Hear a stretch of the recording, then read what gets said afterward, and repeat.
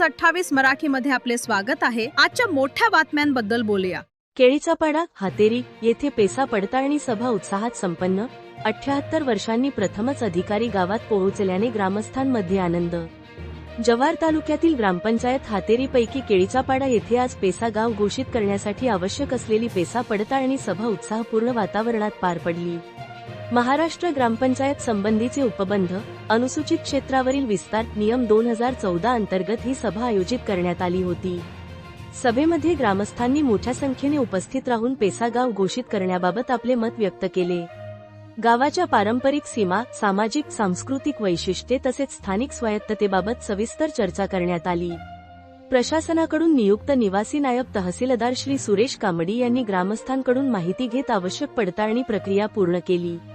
यावेळी हातेरी ग्रामपंचायतचे सरपंच विनायक ठाळकर, तलाठी श्री भोये तात्या तसेच स्वयं चळवळीचे कार्यकर्ते भारत पाटारा, रवी पवार व ग्रामस्थ उपस्थित होते। केळीचापाडा येथे आजही रस्ता, वीज, अंगणवाडी, शाळा तसेच पिण्याच्या पाण्यासारख्या मूलभूत सुविधा उपलब्ध नसल्याने येथील ग्रामस्थांना अनेक अडचणींचा सामना करावा लागत आहे।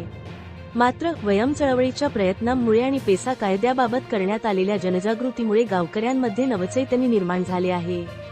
भारताला स्वातंत्र्य मिळाल्यानंतर तब्बल 78 वर्षांनी प्रथमच शासकीय अधिकारी गावात पोहोचल्याने ग्रामस्थांमध्ये विशेष आनंदाचे वातावरण निर्माण झाले होते। पेसा गाव घोषित करण्याच्या प्रक्रियेत आजची सभा महत्त्वपूर्ण टप्पा मानली जात असून ग्रामस्थांनी समाधान व्यक्त केले। वार्ताहर iNews 28 मराठीसाठी गणेश दळवी, जव्हार। मुख्य प्रतिनिधीची रिपोर्ट।